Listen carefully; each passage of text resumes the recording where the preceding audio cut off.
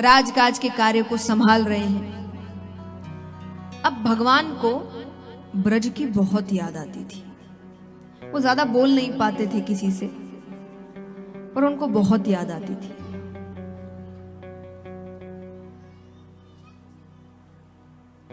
भगवान के साथ मथुरा में रहते थे उनके अतरंग सखा। अतरंग सखा माने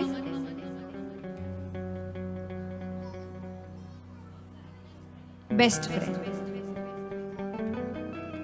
भगवान के बेस्ट फ्रेंड कौन थे? उद्धव। भगवान के बेस्ट फ्रेंड कौन थे? उद्धव। भगवान के सबसे अच्छे मित्र। और दोनों में इतनी समानता, एक तो दिखते एक जैसे थे। सच्ची बात है, यानी नाक नक्शा सब चाल ढाल इतना एक था कि अगर दूर से उद्धव जी चल के आ रहे हैं, एक बार के लिए सबको लगता था कृष्ण चल के आ रहे हैं। इतने एक जैसे दिखते थे। ज्ञान में बहुत ज्ञानी थे वो। देवताओं के गुरु बृहस्पति जी से विद्या प्राप्त करी थी। सिर्फ एक चीज की कमी, उद्धव जी ज्ञान से ऊपर किसी चीज को नहीं मानते थे। उनके लिए दुनिया में सबसे ऊपर था, लेकिन श्री कृष्ण जानते थे उससे ऊपर भी एक वस्तु है। कौन सी? प्रेम। प्रेम कौन सा? हमारा आपका नहीं, निस्वार्थ। हम स्वार्थ का करते हैं, और सच्ची बात है, इसमें मानने में कोई बुराई। हम स्वार्थ का प्रेम करते हैं, लेकिन निस्वार्थ प्रेम। दुनिया में अगर सबसे ऊपर कुछ है तो वो है निस्वार्थ प्रेम। तो ये उनको समझ नहीं आ रही थी, भगवान को समझाना था। क्योंकि भगवान जिससे प्रेम करने लग जाए ना, भगवान की कोशिश होती उसको अपने जैसा बना देना। वो अपने सारे गुण देते हैं उसको। तो अधिकतर गुण, सभी गुण उद्धव जी में थे, सिवाय प्रेम के। उनको लग रहा है मुझे मौका मिलना चाहिए, मैं प्रेम भी समझा दूं। उनको मौका मिल नहीं रहा है। अब एक दिन की बात है, भगवान राजकाज के कार्यों को जल्दी से खत्म करके अपने कमरे में आ गए। क्यों? क्योंकि उनके कमरे में एक बड़ी सी खिड़की है जिससे यमुना नदी का तट दिखता है। आज भगवान को ब्रज की बहुत याद आ रही है। जैसे यहाँ कई होंगे ना जिनके बच्चे बाहर पढ़ते होंगे, दूसरे शहर, बाहर माने ऐसा भी नहीं देश के बाहर, पर दूसरे शहर पढ़ते हैं, कई देश के बाहर भी पढ़ सकते हैं। तो माँ बाप बच्चों को याद करते ही हैं, बच्चे भी माँ बाप को रोजाना याद करते हैं। पर कुछ खास दिन होते हैं जिस दिन अचानक से बहुत याद आती है। ऐसा लगता है कि आज वो दिख जाए। आज भगवान के लिए वही दिन था। भगवान को आज मुझे कोई दिख जाए। वो खिड़की पे आके खड़े हो गए कि कोई तो आएगा, कोई गोपी दिख जाए, कोई ग्वाला दिख जाए, नंद बाबा दिख जाए, यशोदा मैया दिख जाए, कोई तो दिख जाए। भगवान को आए बहुत समय हो गया है, तो नए ग्वाले आ गए। तो भगवान देख रहे हैं कि वहां से कुछ ग्वाले गैया चराकर घर लौट रहे हैं। जैसे बड़े होने के बाद हम अपने पुराने स्कूल जाते हैं या कोई ऐसे स्थानों पर जाते हैं जहां हम बचपन में बहुत जाया करते थे, तो आपके आंखों के सामने दृश्य नहीं घूमने लगते होता ना। हम यहाँ बैठते थे, हमने यहाँ ऐसा किया था, यही तो मिले थे, वो चीजें आंखों के सामने आती। आज भगवान के आंखों के सामने आ रहा है। भगवान कह रहे ये तो वही समय है जब मैं, श्री दामा, मुदमंगल, मधुमंगल, बलदाऊ भैया, हम सब गैया चराकर घर लौटते थे, ऐसे ही तो घूमते थे हम। और एक बार के लिए यादों का ऐसा बहाव उठा कि भगवान भूल गए कि वो कहां है। और वो जोर से चिल्लाने लगे, अरे श्रीदामा रुको, मैं भी आ रहा हूं, अरे भैया जल्दी करो, आज तो बहुत देर हो गई, मैया बहुत चिल्लाएगी। पर जब ध्यान भटकता है तो याद आता है कहां बैठे हैं। भगवान जोर जोर से रोने लग जाते हैं, फूट फूट कर रो रहे हैं। यानी उनकी आवाज रोने की बगल के कमरे तक जा रही है। बगल के कमरे में रहते थे उद्धव जी। आवाज से डर गए। वो दौड़ कर आते हैं, देख रहे हैं भगवान मुंह छुपाकर रोए जा रहे हैं। उन्होंने भगवान को गले से लगा लिया। प्रभु आप रो रहे हैं? अरे आप तो रोना धोना प्यार मोहब्बत ये सांसारिक चीजों से परे है, आप क्यों रो रहे हैं? भगवान कहते हैं उद्धव, मुझे ब्रज की बहुत याद आती है, मुझे मेरी यशोदा मैया की बहुत याद आती है, मुझे नंद बाबा की बहुत याद आती है। भगवान कहे यशोदा मैया जैसी मैया युगों युगों तक किसी को नहीं मिलेगी।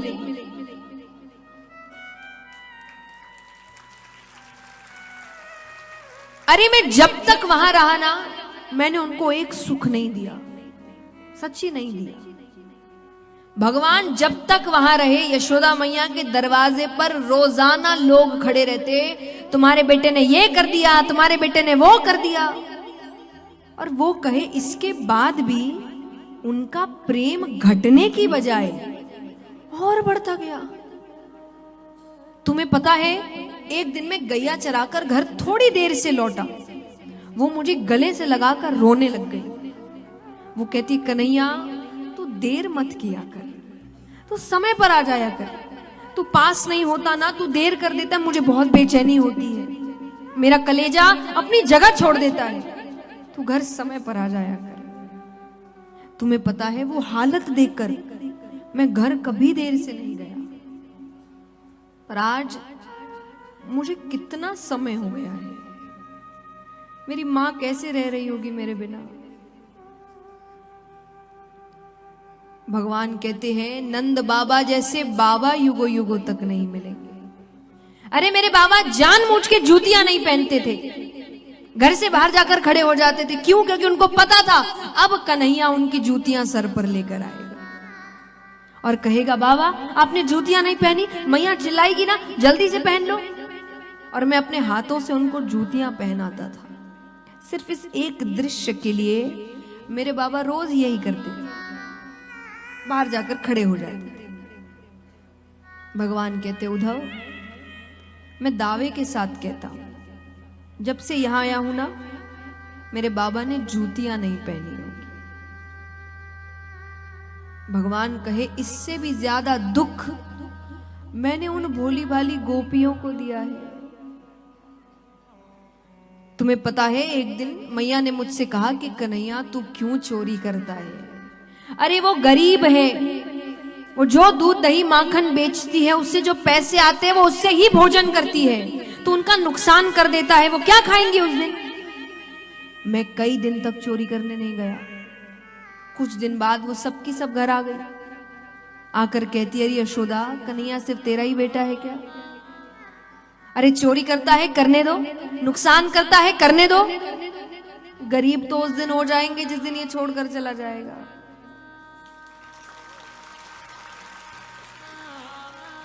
तुम भोजन की बात करती हो यशोदा, हम उस दिन नहीं भोजन करते जिस दिन ये चोरी करने नहीं आता कि आज क्या गलती हो गई, कन्हैया घर नहीं आया। कभी मत कहना हम गरीब है। भगवान कहे उससे भी ज्यादा दुख मैंने अपनी राधे को दिया है।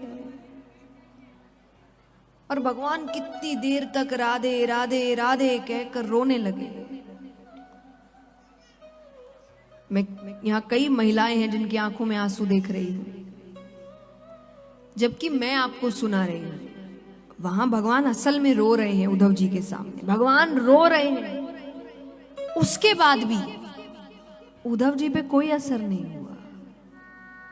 इतनी बातों के बाद उद्धव जी कह रहे हैं तो प्रभु इसमें रोने की क्या बात है? आप उन अनपढ़ गवार ब्रजवासियों को ज्ञान से समझा सकते थे। अनपढ़ गवार, भगवान कहे तुमको कैसे पता वो अनपढ़ है? अरे वो कहां गुरुकुल गए होंगे, उनका काम दूध दही माखन बेचना है। भगवान कहे ऐसे तो मैं भी नहीं गया, एक वर्ष में कोई कितना सीख लेगा। उद्धव जी कहे प्रभु आप तो खुद ज्ञान है, ज्ञान की शुरुआत आपसे हो रही है। भगवान समझ गए जिस मौके के वो तलाश में हैं, वो मौका आज उन्हें मिल गया। भगवान कहे तुमने सही कहा, मैं उन्हें समझा ना सका। तुम तो बहुत ज्ञानी हो, तुम जाओ, उद्धव तुम ब्रज जाओ, और ज्यादा लोग नहीं, नंद बाबा, यशोदा मैया, गोपियां, बस इनको ज्ञान से समझाओ कि रोना धोना छोड़ो, ज्ञान मार्ग पर चलो। उद्धव जी को अपने ज्ञान पर भरोसा था, उन्होंने कहा ठीक है। पर जाने से पहले भगवान ने उनको अपने वस्त्र दिए, अपना मुकुट दिया, अपना कुंडल दिया। तो उद्धव जी कहे इन सब की क्या जरूरत है? बोले इनके बिना बात करना तो दूर, कोई तुम्हें देखेगा भी नहीं। इनकी सुगंध से, भगवान रोजाना पहनते हैं तो इनमें भगवान की सुगंध है, तो बोले इनकी सुगंध से उनको एक बार के लिए लगेगा मैं आ गया, तो वो अपनी आंखें ऊपर कर सकते, वरना तो वो आंख उठाकर भी ना देखे कि उनके बगल से कौन निकल रहा है। जाते हैं, पहुंचते हैं तो वृंदावन में प्रवेश कर रहे हैं कि बाहर ही कुछ गोपियां वो दूध दही माखन बेच के अपने अपने घर जा रही होती है। तो उन्होंने एक से कहा सुनो, ये नंद बाबा का घर कौन सा है? गोपी कहे मथुरा से आए हो। तुम्हें कैसे पता? बोले मथुरावासी पूछते हैं, वरना ब्रज में ऐसा कोई नहीं जिसको ये ना पता हो कृष्ण कहां रहता था।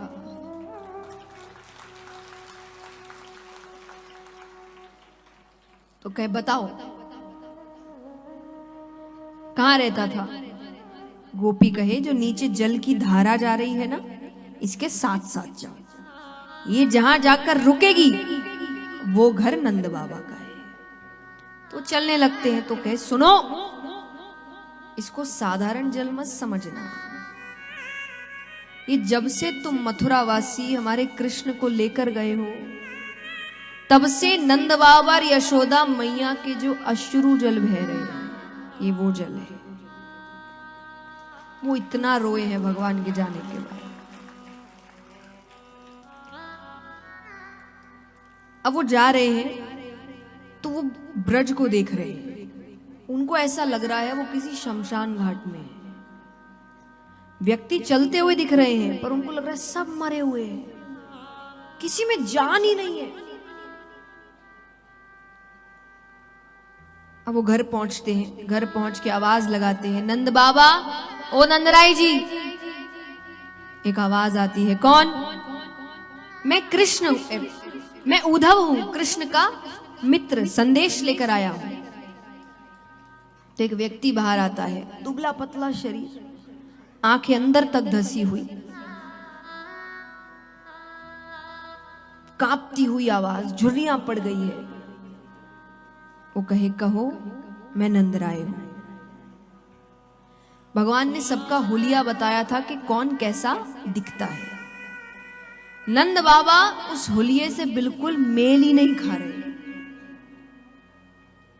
वो प्रणाम करते हैं, बाबा माफ करना, मैंने आपको पहचाना नहीं, आप बहुत बदल गए हैं।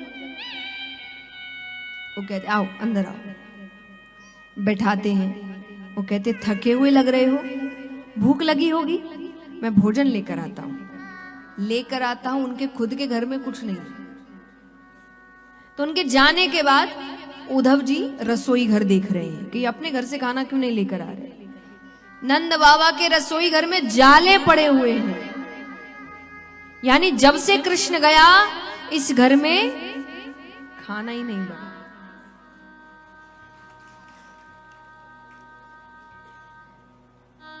भोजन कराते हैं। भोजन के बाद नंद बाबा बात करने ही वाले हैं कि कमरे से यशोदा मैया आती है। अरे किससे बात कर रहे हो? दूर से देखती है। जैसा मैंने कहा, उद्धव जी को कोई दूर से देख ले तो एक बार के लिए क्या लगे, उनका तो हृदय ऊपर, वो जोर से चिल्लाए कन्हैया तू आ गया। नंद बाबा का कन्हैया नहीं है, मित्र है, संदेश लेकर आया है। यशोदा मैया कहे कन्हैया जब छोटा था जब वो रोता था मैं सब काम छोड़कर उसको गोद में लेती थी, वो रोए ना, मैं उसको रोते हुए नहीं देख सकती थी। मैंने किसी काम को महत्व नहीं दिया उसके आगे। आज उसकी माँ कब से रो रही है, उसके पास समय नहीं है, एक मित्र को भेजा है। उद्धव जी कहते मैया अब कन्हैया को खुदगर्ज मत समझना, वो आप सबको बहुत याद करता है। मैं जब यहां आ रहा था, जब भगवान पहली बार मथुरा आए थे तो देवकी माता ने यशोदा मैया से बातचीत करी थी कि क्योंकि नया नया है ना, उनको पता नहीं है, तो उन्होंने कहा कैसे क्या खाता है, कैसा स्वभाव है, क्या करूं उसके लिए, किस चीजों का ध्यान रखूं। अब इन्होंने वापसी में जवाब भेजा है, तो उन्होंने कहा कि देवकी माता ने कहा कि जाकर कहना यशोदा धन्य है तेरे लालन पालन को, पर तूने कहा था तेरा बेटा बहुत चंचल है, घर में पैर नहीं रखता, दिन भर बाहर घूमता रहता है। यहां वो घर से बाहर पैर नहीं रखता। चंचलता तो दूर, मैंने ठीक से कृष्ण को मुस्कुराते हुए नहीं देखा कि ये खुलकर हंसता कैसे है। तुमने कहा था तुम्हारा बेटा खाने पीने का बहुत शौकीन है, तुम 8 बार भोजन कराती हो उसको दिन में। यहां मैंने एक दिन उसके लिए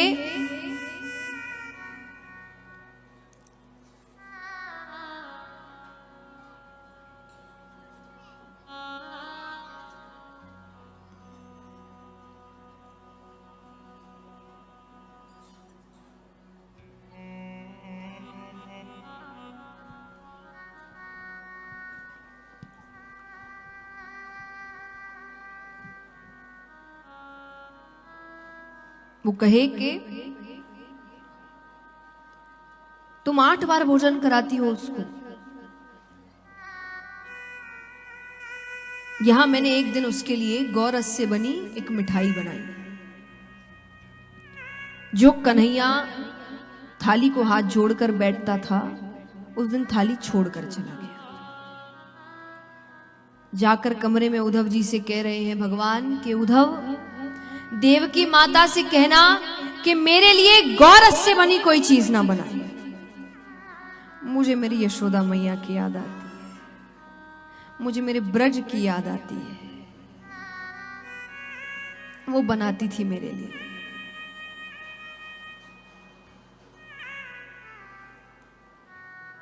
ठीक है, आप इधर देखिए, आइए। और विचार करिए कि वो है जो सुन नहीं पा रहे हैं। हम सौभाग्यशाली है कि यहां बैठे हैं, तो हमारी जिम्मेदारी बनती है कि हम उसका ध्यान रखें। कितना कथा सुनने की इच्छा है लोगों के अंदर, और हम सामने बैठे हैं, इस प्रांगण में बैठे हैं, तो हमारी जिम्मेदारी ज्यादा बनती है शांति भी बना के रखने की और मर्यादा में भी रहने की।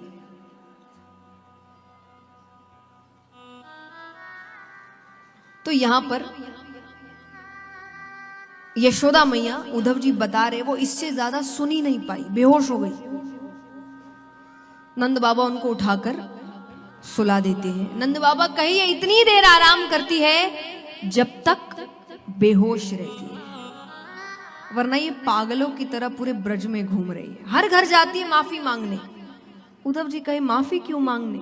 नंद बाबा कहे वो क्या है ना, हमारा बेटा थोड़ी चोरियां करता था, तो इसको आज भी लगता है वो किसी के घर चोरी करने गया था और उसने उसको बांध के रख लिया है।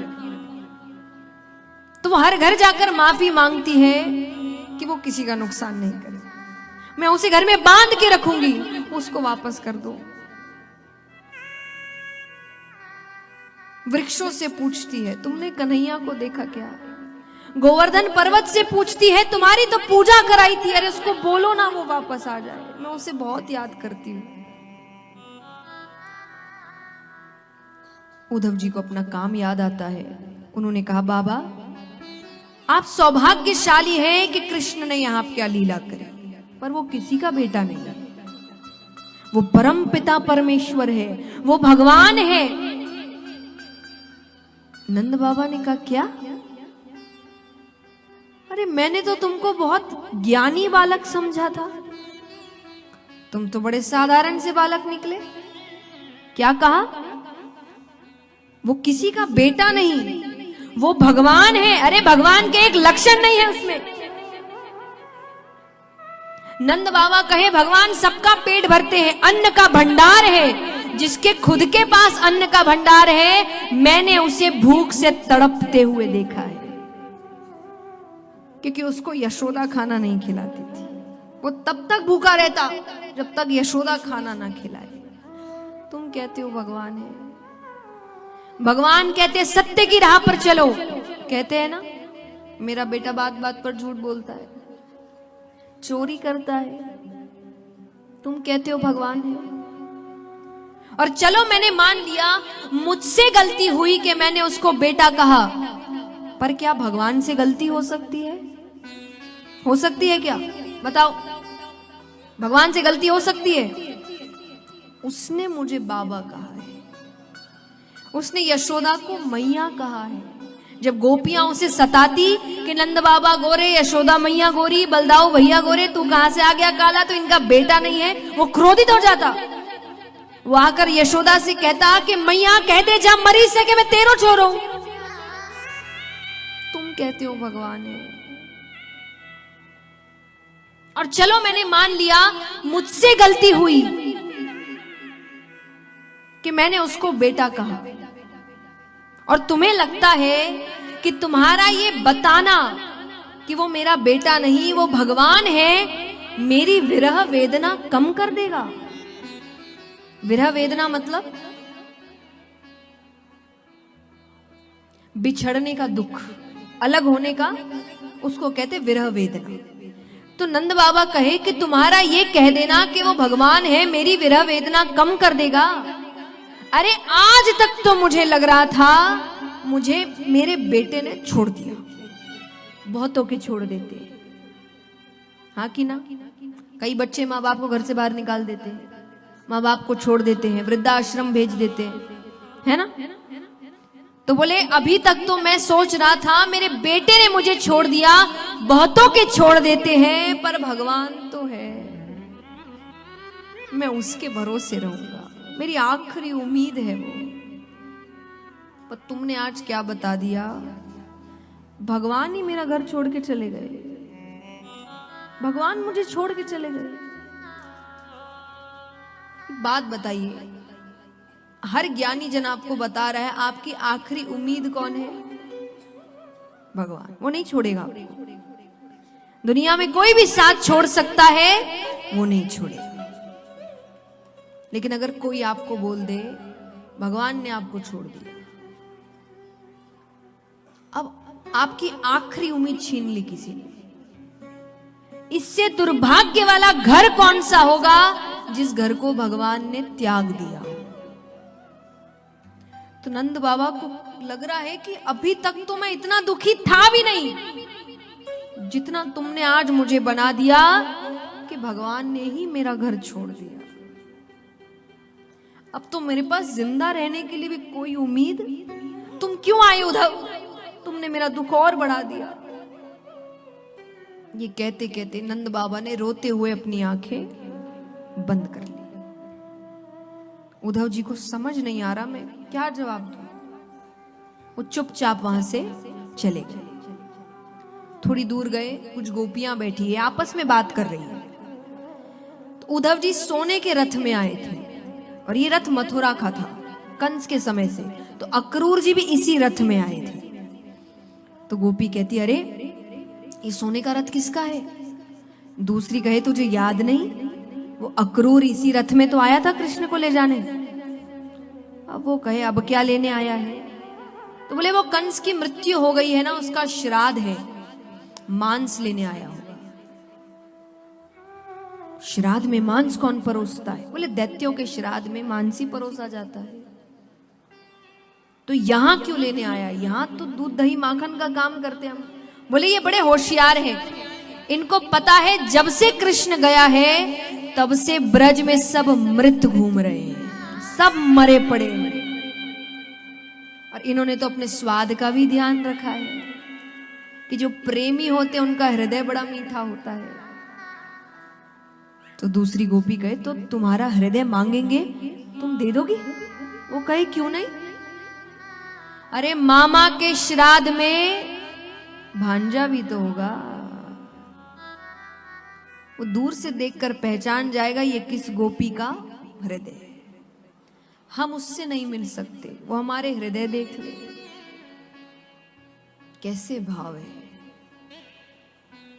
ऐसे भाव एक बार मीराबाई के थे।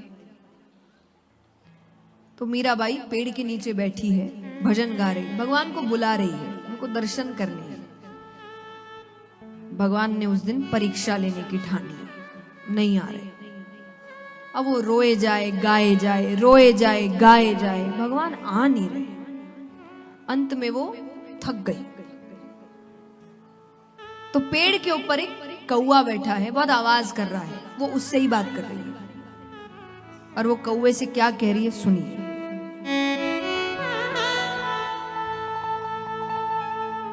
कि काढ़े कलेजो मैं धरूं रे, कि काढ़े कलेजो मैं धरूं रे, कागा तू ले जा। मुझे भूख लग रही है ना, इसलिए आवाज कर रहा है, मैं अपना कलेजा निकाल के देती हूँ खाने के लिए, लेकिन एक शर्त है, यहां नहीं खाना। कहां खाना? कि काढ़े कलेजो मैं धरूं रे, कागा तू ले जा। और जा दे सामारो पिया बसे, वो देखे तू खा। कि जा दे सामारो पिया बसे, वो देखे, वो देख रहा हूं, उसके सामने खाना, उसको पता चले कि पीड़ा क्या होती है, उसको मजाक लग रहा है ये सब। ऐसे भाव है आज गोपियों के, उनको लग रहा उसको देख ले बस, हम ना देखे वो हमें देख ले। उद्धव जी अंदर उनके बीच प्रवेश करते हैं, उनसे बात कर रहे हैं, उन्हें समझाने की कोशिश कर रहे हैं कि प्रेम मोहब्बत रोना धोना इसमें कुछ रखा नहीं है, ज्ञान मार्ग पर चलो, अरे अपना मन ज्ञान मार्ग पर लगाओ। गोपियां कहे उद्धव जी आप बड़े ज्ञानी हैं, बोले बहुत। तो एक बात बताइए, मन कितने होते हैं बताइए, आप भी बताइए भाई, मन हृदय कितने होते हैं? जोर से कहिए।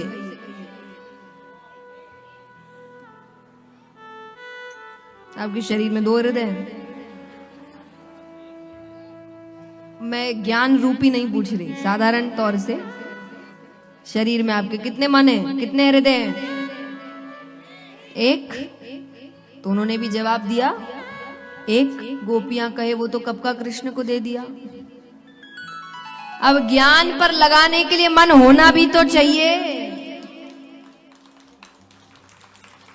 उससे कहो वापस कर दे तो ज्ञान पर भी लगा दे। दूसरी कहे अरे चलो इनकी बात मान भी ले तो फायदा भी तो पता होना चाहिए कि हमारा फायदा क्या होगा, क्या मिलेगा ज्ञान मार्ग पर लगाने से। उद्धव जी कहे क्या मिलेगा? कल्याण होगा, स्वर्ग मिलेगा, जिसकी इच्छा सबको है। आपने उठाया था ना कुछ दिन पहले हाथ, स्वर्ग जाना है, सबने हाथ उठाया, सबको जाना है। तो गोपियों को वो कह रहे स्वर्ग मिलेगा, वो कहे स्वर्ग के लिए सब ठोकर मारते ऐसे स्वर्ग को हम, जो हमें कृष्ण प्रेम से दूर कर दे। और अगर आप कह रहे कि हम जिस अवस्था में अभी हैं ऐसे रहने से हमें नरक मिलेगा, जन्मों जन्मों तक नरक में रहने को तैयार है।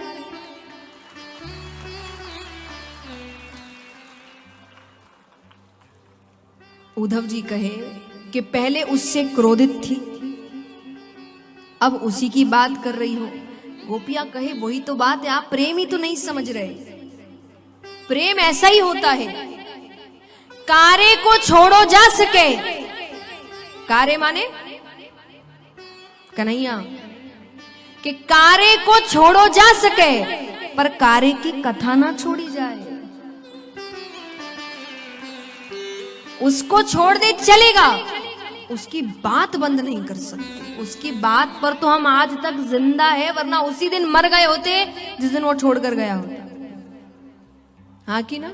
गोपियां यही कह रही, हम तो उसी दिन मर गए होते। लेकिन फिर भी गोपियां कह रही है उद्धव जी, आपको लग रहा होगा कि हम पागल हैं, पागलों वाली बातें करें, कभी कुछ बोल रही, कभी कुछ। सबको पागल ही लगते हैं, हमारी बात किसी को समझ में। और असलियत यह है कि हमको किसी को समझाना भी नहीं, हमारी बात या तो हम जानते हैं या तो कृष्ण जानता है। गोपियां उद्धव जी से कह रही है,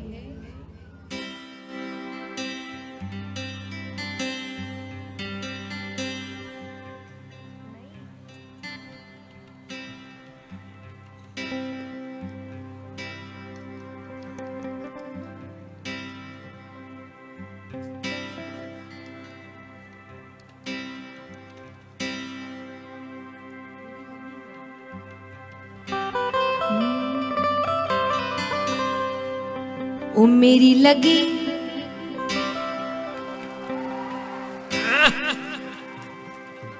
मेरी लगी शाम संग प्रीत ये दुनिया, मेरी लगी शाम संग प्रीत ये दुनिया। क्या जाने कोई क्या जाने,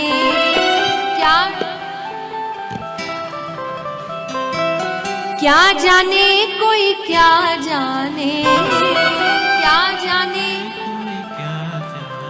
मुझे मिल गया मन का मीत ये दुनिया, मुझे मिल गया मन का।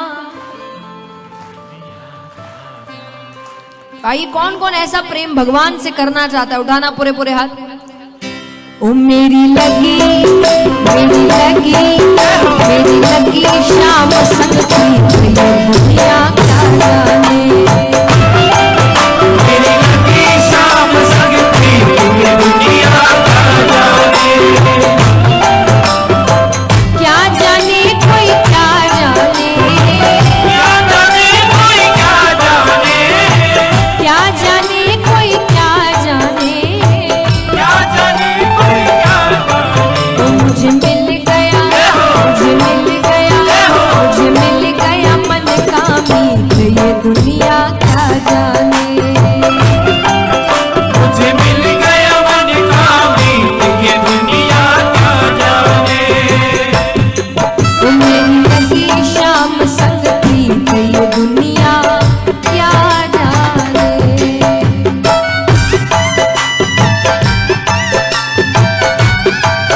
मीठी मीठी तालियां एक साथ।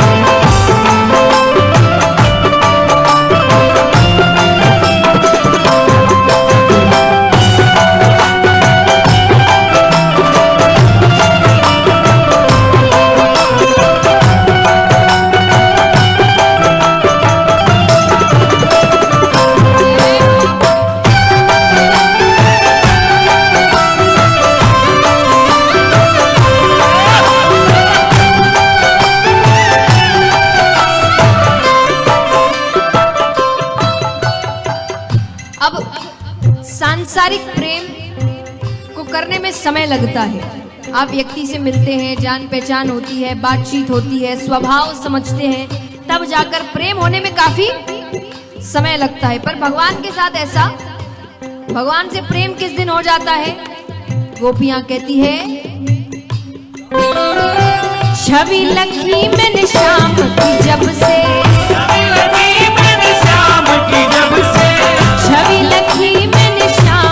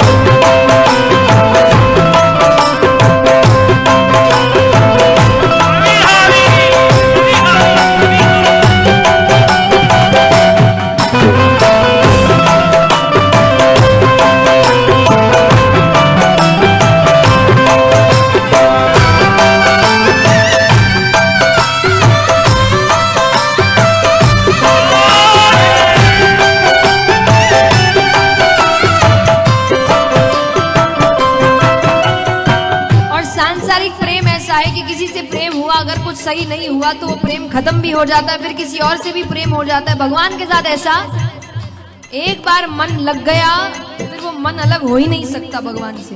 गोपियां कहती है कि हम चाह कर भी उससे दूर अब नहीं रह सकते। गोपियां कहती है, मोहन की सुंदर सूरतिया, मोहन की सुंदर सूरतिया, मोहन की सुंदर सूरतिया, मोहन की सुंदर सूरतिया, मन में बस गई मोहन मूर्तिया, मन पे बस गई मोहन मूर्तिया, लोग कहे मैं भई बावरिया, लोग कहे मैं भई बावरिया, हो जाऊं अब तेरी रे सावरिया, हो जाऊं अब तेरी रे सवरिया। एक ऐसी निगोड़ी पली दुनिया आ जाने। एक ऐसी निगोरी थी ये दुनिया क्या जाने। मेरी लगी शाम संग थी तेरी दुनिया क्या जाने।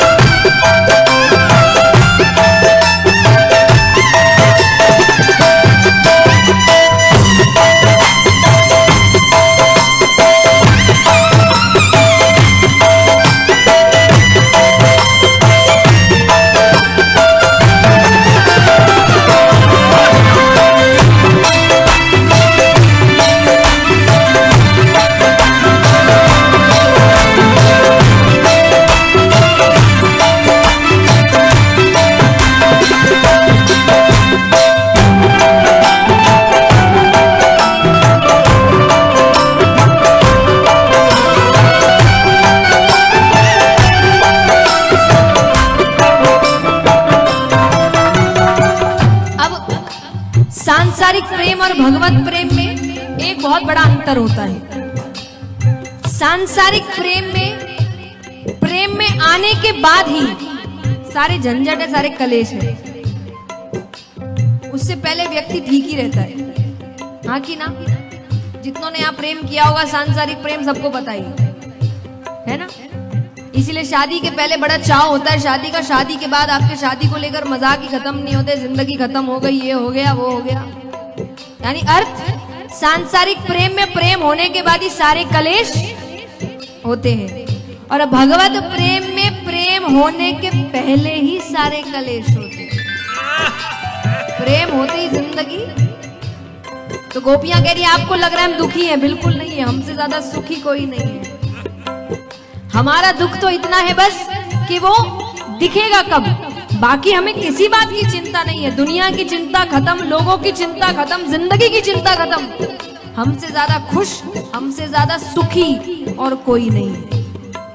गोपियां कहती है, हरदम अब तो रहूं मस्तानी, हरदम अब तो रहूं मस्तानी, हरदम अब तो रहूं मस्तानी, हरदम अब तो रहूं मस्तानी, लोक लाज दीनी बिसरानी, लोक लाज दीनी बिसरानी, रूप राशि अंग अंग समानी, रूप राशि अंग अंग समानी, हेरत हेरत रहूं दीवानी, हेरत हेरत रहूं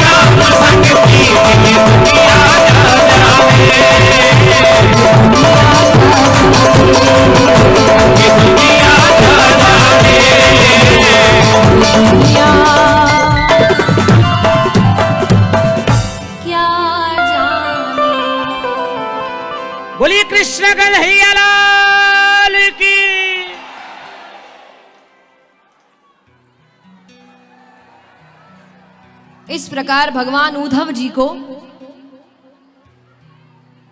प्रेम तत्व का ज्ञान कराते हैं।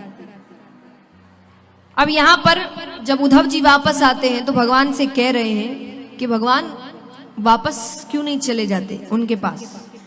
भगवान कहते मैं नहीं जा सकता, कंस के ससुर जरासंध बार बार आक्रमण कर रहे हैं। यहां तो महल है, सैन्य के हथियार है, वो हार कर चला जाता है, ब्रज में तो कुछ नहीं, एक आक्रमण पूरी ब्रजभूमि खत्म। तो बोले कभी कभी मिलने चले जाया करिए। बोले वो भी दिक्कत वाली बात है, उसको भनक भी लग गई कि मेरी प्रीति है वहां, मैं वहां के लोगों से प्रेम करता हूं, तो मुझे मानसिक पीड़ा पहुंचाने के लिए वो वहां के लोगों को परेशान करेगा। तो बोले उन सबको यहां ले आइए। बोले वो और खराब है, क्योंकि वहां के कृष्ण और यहां के कृष्ण में जमीन आसमान का फर्क है। वहां मैं ग्वाला था, यहां मैं एक राजा हूं। मुझे ऐसे कई काम करने पड़ते हैं जो अगर उन्होंने देखा तो उनको लगेगा कृष्ण कैसा था, कैसा हो गया है, क्या कर रहा है यहां, क्योंकि उनके लिए ये दुनिया नहीं है। तो भगवान कह रहे पर चिंता मत करो, मैं वही हूं। आज भी कोई गोपी मुझे याद करते करते अगर बीच रास्ते में बेहोश होती है, मैं सही सलामत उसे घर पहुंचाता हूं। मैं वृंदावन छोड़कर कहीं नहीं जाऊंगा।